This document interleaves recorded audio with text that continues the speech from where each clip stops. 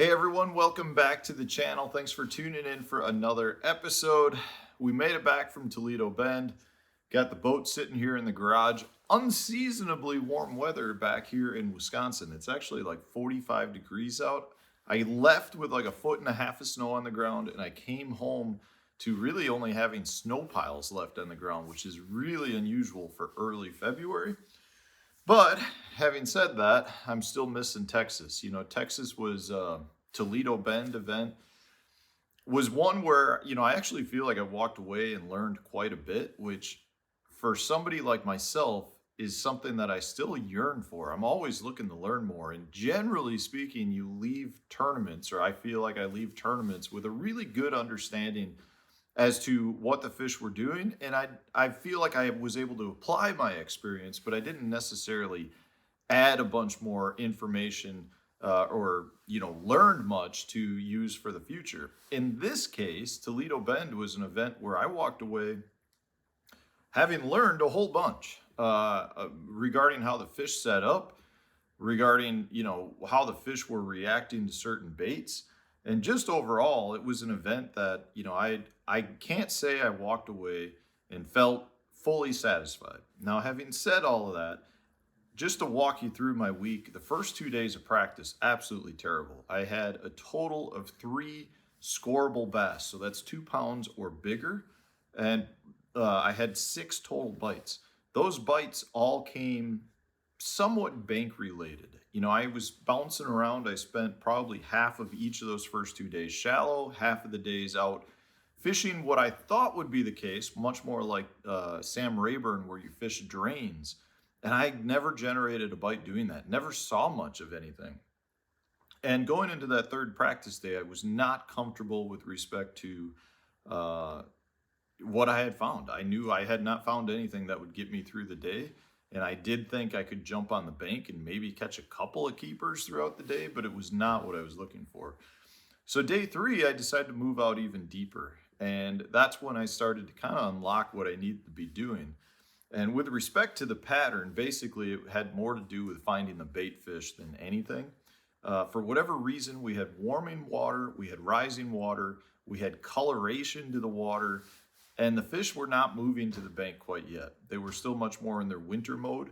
And because of that, the bait were located, the majority of the bait was still over really deep water, over the creek channels, the main river channel. If you had any depressions in the lake, I'm talking in that 40 to 60 foot range, which is pretty deep still. And most of that bait was generally closer to the bottom, which made the fish be deeper as well and made them harder to target. Now, for me on that third day of practice, I was able to find 3 areas where I got 2 bites, 2 scoreable bass bites in each location. Now, they were better quality. I had a 6-pounder, a 5-pounder, and a bunch of 3-pounders. And that just had me feeling like, okay, this is what I need to do. But I didn't think I had found enough to do much good in the tournament. I thought I had found enough to potentially squeak out a check, and that's what I did. I ended up finishing 20th in my field, which is the last $10,000 pay spot. So I got out of there with a check. So after my practice, if you had said, hey, Matt, you can get out of here with a check and you're going to have an 8.5 pounder, which will go towards your total weight to qualify for the heavy hitters tournament, and you get okay points, I would have said absolutely. Now, having said that, after the first day, I was sitting in 19th place. I had only weighed 4 bass. But on day 2, I ended up catching 7 bass in the first period and moved myself all the way up to like 11th or 12th place. And I was in a position really where I was right there to make the top 10 to move on to the knockout round. And I just ended up trying to sit out on my fish. I was too afraid to go look for new fish when I felt like I was on the fish that could potentially get me to the next round. And basically, I think what happened is that that group of fish just started moving in towards the bank or moving further back into the creek. And from that standpoint, they moved on me. I did not move. I did not adjust. That frustrates me. I feel like at this point in my career, I knew better. And I really got caught up in the format. In my head, I probably said it to the marshal 10 times. I need to be moving shallower. And I never did it because the whole time you're fishing, you're hearing other guys catch them, and that score tracker is just bouncing around. And in my head, I'm like, man, every time I move, or if I don't know where I'm going, I'm just giving an advantage to somebody else who's on fish. And I felt like if another group of fish moved in, I could catch another 4, 5, 6 really quick. Unfortunately, another group of fish never moved in. But really, the pattern was finding bait and then finding bait that there were fish actually utilizing. Generally, I felt like when you found the bait that fish were feeding on, it was kind of a big buffet of different species. I mean, I caught catfish, white bass, largemouth, spotted bass, giant crappie, a drum. Everything was kind of feeding on that bait.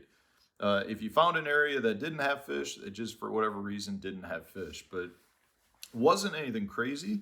Obviously, to fish those fish, I was using forward-facing sonar, which I've gotten all the comments from everyone out there, and I feel like there are a whole pile of people out there that just do not want to watch forward-facing sonar fish catches.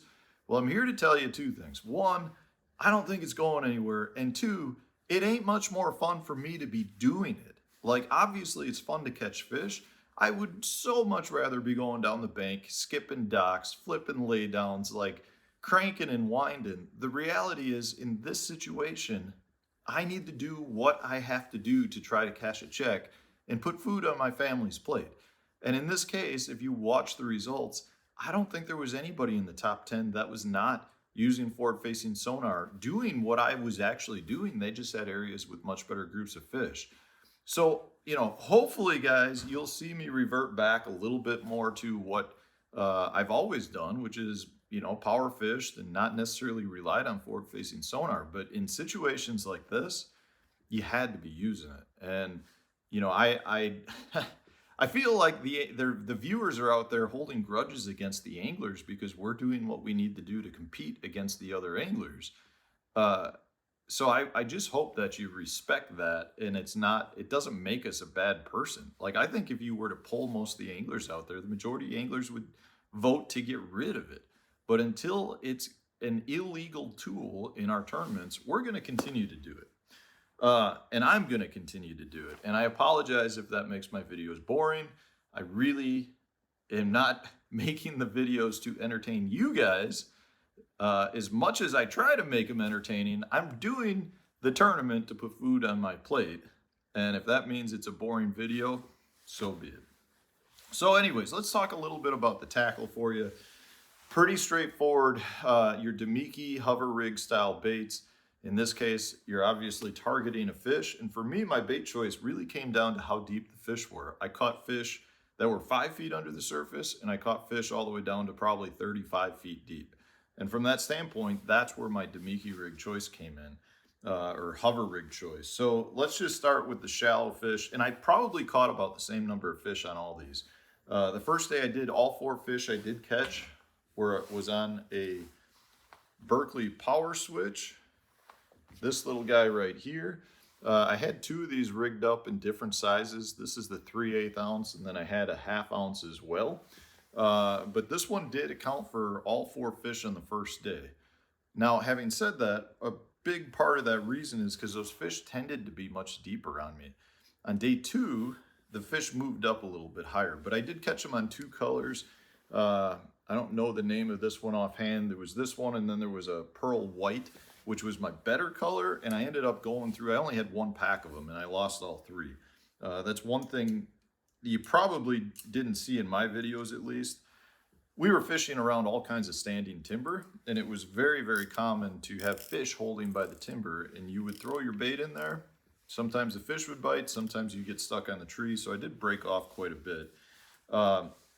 Tackle-wise, pretty straightforward across the board. Now, I did use 2 different rods. This is the MHX NSJ 871 blank. It's a 7.3 medium light action rod. It's a 1-power rod.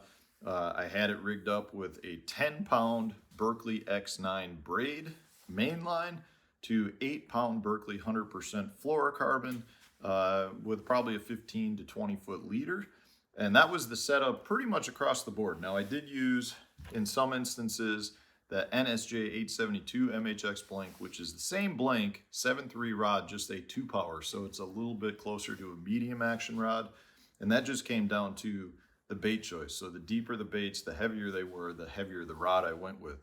But for the lighter stuff, like this little power switch, I definitely went with the NSJ 871. So the first day I caught them all on that.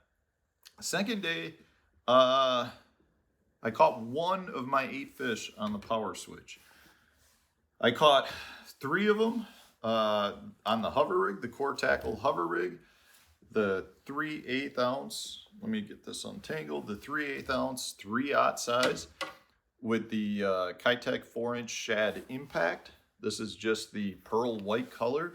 It did seem like, because of all the rain we had, the water had a little bit more color to it, and your pearl white colors tended to be better. But if the fish were in 10 foot of water or less, I was generally throwing this 1/8 ounce 3/0 hover rig at them. And that really just came down to, the 1/8 ounce is heavy enough to get it down to that range, but keep in mind, a lot of these fish are actually swimming around. So if you throw to them and and they're not moving, or you throw to them and you know the direction they're moving, the hover rig was great, assuming, they were relatively shallow. And what I mean by that is 10 foot or less. And they would eat that pretty much every time. The problem was the majority of the fish I was fishing for were not in that 10 foot of water or less. A good portion of them were in that 20 to 25 foot range, right around that 20 foot mark. It was interesting. This is one of those things I mean about learning. Like, it was really interesting to me how many of the fish were at the same level. And what I mean by that is, like, a lot of the catfish were really deep. They were in like 30 foot. A lot of the bass were in like exactly 20. So like if I was scanning around and they were holding on a piece of standing timber, it was like right at the 20 foot mark every time, which to me is really interesting, how you see certain species were broken up at certain levels. But having said that, because they were a little bit deeper, I ended up getting a bunch just on this guy right here. Now this is a heavier one. This is actually not the head that I was using. I was throwing a 1/4 ounce queen tackle tungsten ball head. I ran out of those. I broke them all off. And then this is just a Raid hover stroller minnow. I think it's the 4-inch size. It's just, again, it's like pearl white color. And that was one of the main players as well for me on day 2, where I caught, I think I caught 3 on the hover rig. I think I caught 3 on a 1/4 ounce head with the hovers, the Raid roller on it. And then I caught 1 on the power switch. And then I caught 1 on this guy as well, but it was with a 1/2 ounce head. It was a real deep one. But those were the baits. I mean, really, it seemed like your traditional Damiki style baits. 4-inch size was the best for me. I don't know if guys were going bigger or not, but if you watched my video where I did a Toledo Bend bait unboxing, you probably saw me open most of these. So a lot of those baits that I went there with were the right baits. But it is surprising to me how I completely missed the boat the first 2 days of practice. Because if you watch that bait unboxing, that was what I said was going to win. And I had all the baits for it. And then I didn't find them deep enough. Everything I looked at was like 20 foot or shallower, like shallower drains that I'd be looking for on like Sam Rayburn. And I had I got on that pattern the first or second day of practice, I really feel like I would have been able to find a much bigger wad of fish. But the third day of practice, we have to be off early. It's only really a half day of practice. So I found what I needed to in that last day of practice to get out of there with a check, to, get some decent points, catch a nice fish for the tournament. It was not a failure of an event, but it was not satisfactory either. But we're doing all right. So anyways, that was the bait choice. Kept it pretty simple. It was kind of nice not to have that many rods rigged up and sitting on the deck. But now we go to Santee Cooper in a couple of weeks. That is going to be an interesting one. I don't think you're going to see nearly the fish catches that we had. Definitely some giant fish in there. The thing is, that lake generally gets fished during the spawn, and we're going to be there very much during the pre-spawn. And because of that, I think there's going to be there's not going to be nearly the fish catches. It could be a very low weight event or low fish catch event. And I'm hoping that I can get there and still power fish them and do some of the things I like to do. It is a lake that sets up for my strengths, but I've never been there. and it's a massive, intimidating fishery, a lot like Toledo Bend. So we'll see. Anyways, guys, hopefully this answers your questions. If you had other questions regarding my setup at Toledo Bend, please put it in the comment section. And stay tuned. We'll have a new video coming out tomorrow for you.